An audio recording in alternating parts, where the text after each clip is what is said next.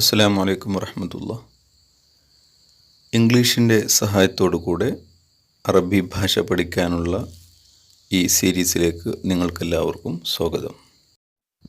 വിശുദ്ധ ഖുർആനിൻ്റെയും തിരു ഹദീസുകളുടെയും ആശയവും അർത്ഥവും മനസ്സിലാക്കുന്നതിനും അവയുടെ ഭാഷാ സൗന്ദര്യം ആസ്വദിക്കുന്നതിനും അതിയായി ആഗ്രഹിച്ച ഒരു സുഹൃത്തിൻ്റെ അഭ്യർത്ഥന പ്രകാരമാണ് ഇങ്ങനെ ഒരു ശ്രമം ആരംഭിച്ചിട്ടുള്ളത്.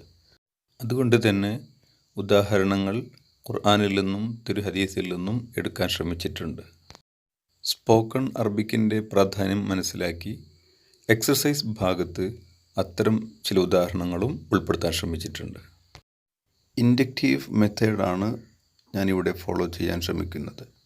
അഥവാ ഉദാഹരണങ്ങൾ മനസ്സിലാക്കി അതിൽ നിന്നും വ്യാകരണ ഗ്രാമർ നിയമങ്ങളെ മനസ്സിലാക്കിയെടുക്കുന്ന രീതി. വളരെ സിമ്പിളായ ചില സെൻറ്റൻസുകൾ നമുക്ക് വായിച്ചു നോക്കാം. അല്ലാഹു റബ്ബി മുഹമ്മദുൻ നബി സല്ലല്ലാഹു അലൈഹി വസല്ലം, അൽ ഇസ്ലാമു ദീനി, അൽ ഖുർആനു ഇമാമി. അല്ലാഹു റബ്ബി, അല്ലാഹുവാണ് എൻ്റെ യജമാനൻ അല്ലെങ്കിൽ രക്ഷിതാവ്. റബ്ബി, എൻ്റെ റബ്ബ്, റബ്ബ് യജമാനൻ, റബ്ബി എൻ്റെ യജമാനൻ. മുഹമ്മദുൻ നബി, മുഹമ്മദ് നബി സല്ലല്ലാഹു അലൈഹി വസല്ലമ എൻ്റെ നബിയാണ്, പ്രവാചകനാണ്. നബി, എൻ്റെ പ്രവാചകൻ. നബ് എന്ന പദത്തിൽ നിന്നാണ് നബി എന്ന പദം ഉണ്ടായിട്ടുള്ളത്. നബ് എന്ന് പറഞ്ഞാൽ പ്രവചനം, നബി പ്രവചിക്കുന്നവർ.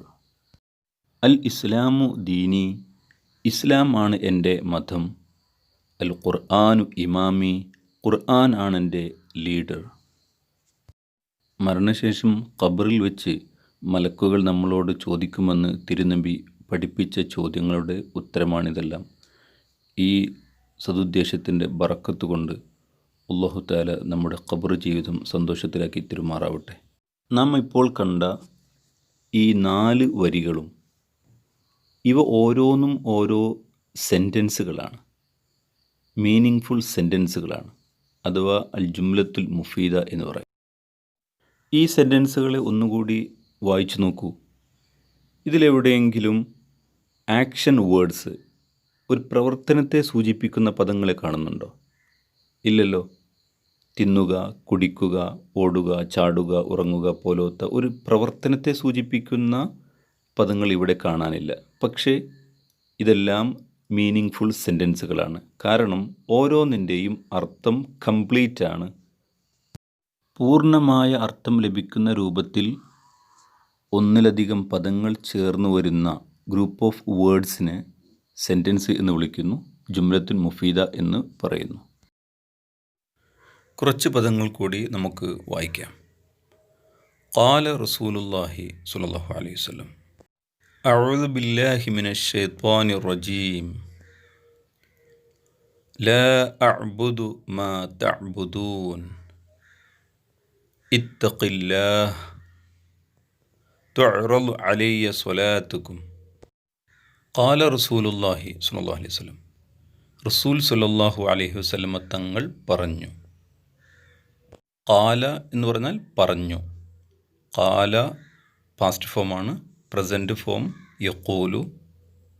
റസൂലുള്ളാഹി, അള്ളാഹുവിൻ്റെ റസൂൽ പറഞ്ഞു. റസൂലുള്ളാഹി, അള്ളാഹുവിൻ്റെ റസൂൽ. ഇംഗ്ലീഷിൽ നമ്മൾ അപ്പോസ്ട്രഫി എസ് ഉപയോഗിച്ച് പറയുന്നതിന് പകരം അറബിയിലെ 2 പദങ്ങൾ ചേർത്തി പറയലാണ്, ഇലാഫത്ത് എന്ന് പറയും. പിന്നീട് നമുക്ക് വിശദമായി ചർച്ച ചെയ്യാം. റസൂലുള്ളാഹി, അള്ളാഹുവിൻ്റെ റസൂൽ. അടുത്ത സെൻറ്റൻസ്, അഊദു ബില്ലാഹി മിനശ് ശൈത്വാനിർ റജീം, ശപിക്കപ്പെട്ട ശൈത്വാനിൽ നിന്നും ഞാൻ അള്ളാഹുവിനോട് കാവലിനെ തേടുന്നു. അഊദു, ഞാൻ കാവലിനെ തേടുന്നു. അത് ഇപ്പോൾ നടക്കുന്ന ഒരു കാര്യമാണ്. ഞാൻ ഇപ്പോൾ കാവലിനെ തേടുന്നു, ഒരു പ്രസൻറ്റ് ആക്ടിവിറ്റിയാണ് സൂചിപ്പിക്കുന്നത്. ബില്ലാഹ്, അള്ളാഹുവിനോട് ഞാൻ കാവലിനെ തേടുന്നു. മിനശ് ശൈത്വാനി, ശൈത്വാനിൽ നിന്നും, ശൈത്വാൻ്റെ ഷർറിൽ നിന്നും ഞാൻ കാവലിനെ തേടുന്നു. എങ്ങനത്തെ ശൈത്വാനാണ്? അർ റജീം, ശപിക്കപ്പെട്ടവനായ ശൈത്വാൻ. ലാ അഅ്ബുദു മാ തഅ്ബുദൂൻ, നിങ്ങൾ ആരാധിക്കുന്നതിനെ ഞാൻ ആരാധിക്കുന്നില്ല, അല്ലെങ്കിൽ ആരാധിക്കുകയില്ല. ലാ അഅ്ബുദു എന്നതിന് ഞാൻ ആരാധിക്കുന്നില്ല എന്ന പ്രസൻറ്റ് അർത്ഥവും വെക്കാം, ഞാൻ ആരാധിക്കുകയില്ല എന്ന ഫ്യൂച്ചർ അർത്ഥവും വെക്കാം. കാരണം പ്രസൻറ്റ് ടെൻസിനും ഫ്യൂച്ചർ ടെൻസിനും അറബിയിൽ വേർബ് ഫോം ഒന്നാണ്. അതേസമയം കൺഫ്യൂഷൻ ഒഴിവാക്കാനും മറ്റും പ്രസൻറ്റ് അർത്ഥം മാത്രമാണ് ഉദ്ദേശമെങ്കിൽ അവിടെ വേറെ അക്ഷരങ്ങൾ ചേർത്ത് കൊടുക്കും. അതുപോലെ തന്നെ ഫ്യൂച്ചർ അർത്ഥമാണ് ഉദ്ദേശിക്കുന്നതെങ്കിൽ, ഫ്യൂച്ചർ അർത്ഥം മാത്രമാണ് ഉദ്ദേശിക്കുന്നതെങ്കിൽ വേറെ അക്ഷരവും ചേർത്ത് കൊണ്ട് സ്പെസിഫൈ ചെയ്യാറുണ്ട്. ഇത് കേട്ട് നിങ്ങൾ പേടിക്കേണ്ട. വരും ക്ലാസ്സുകളിൽ ഓരോന്നും നമ്മൾ വിശദമായിട്ട് ചർച്ച ചെയ്യും ഇൻഷാ അല്ലാഹ്. മാ തഅ്ബുദൂൻ, നിങ്ങൾ ആരാധിച്ചു കൊണ്ടിരിക്കുന്നതിനെ. അപ്പോൾ മുഴുവൻ അർത്ഥം പറഞ്ഞാൽ ലാ അഅ്ബുദു മാ തഅ്ബുദൂൻ, നിങ്ങൾ ആരാധിച്ചു കൊണ്ടിരിക്കുന്നതിനെ ഞാൻ ആരാധിക്കുകയില്ല, ആരാധിക്കുന്നില്ല. അടുത്ത വരിയിലേക്ക് വരാം. ഇത്തഖില്ലാഹ്, നീ അള്ളാഹുവിനെ സൂക്ഷിക്കൂ. ഇതൊരു ഇംപെരാറ്റീവ് സെൻറ്റൻസ് ആണ്.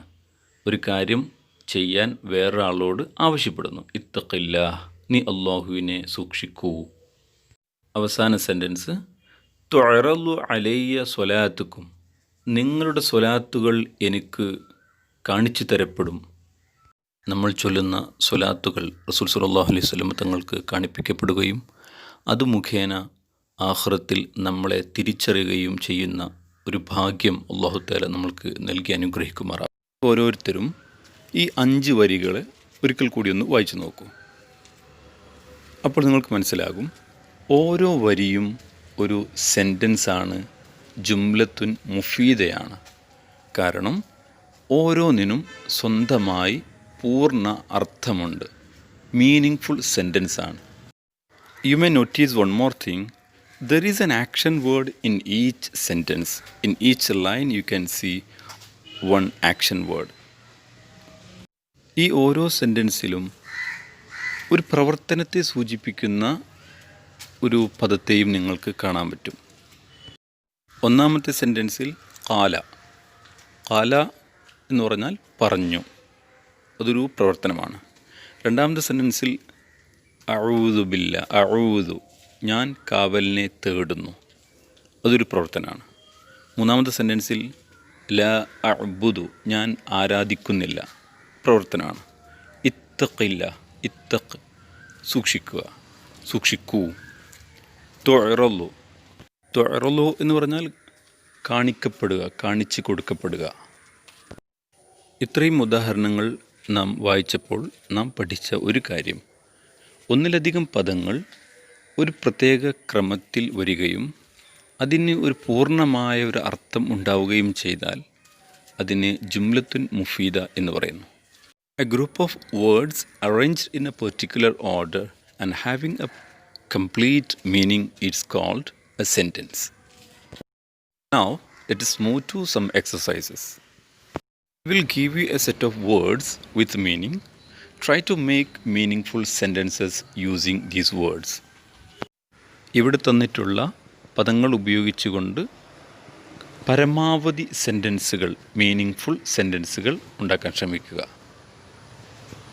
എന്നിട്ട് അവ നിങ്ങളുടെ നോട്ട്ബുക്കിൽ വളരെ വൃത്തിയായി എഴുതി സൂക്ഷിക്കുക. നിങ്ങളുടെ ട്യൂട്ടേഴ്സിന് അത് അയച്ചു കൊടുക്കുകയും ചെയ്യുക. ഇനി ചിന്തിക്കാനുള്ളൊരു ചോദ്യം, ഖുൽ എന്നത് ഒരു സെൻറ്റൻസ് ആണോ, ഒരു ജുംലത്തുൻ മുഫീദയാണോ? ഖുൽ എന്നതിൻ്റെ അർത്ഥം പറയൂ. ഇതുപോലത്തെ ഒരുപാട് പദങ്ങൾ പറയാം. ഖും എഴുന്നേറ്റ് നിൽക്കൂ, ഇജ്ലിസ് ഇരിക്കൂ, ജി വരൂ, ഇദ്ഹബ് പോകൂ. ഈ പദങ്ങളെല്ലാം നമ്മൾ നേരത്തെ പറഞ്ഞ ഡെഫിനിഷൻ അനുസരിച്ച്, നിർവചനം അനുസരിച്ച് ഒരു മീനിങ്ഫുൾ സെൻറ്റൻസായി, ഒരു ജുംലത്തുൻ മുഫീദയായി പരിഗണിക്കാൻ പറ്റുമോ ഇല്ലയോ? Just for thinking and share your answer.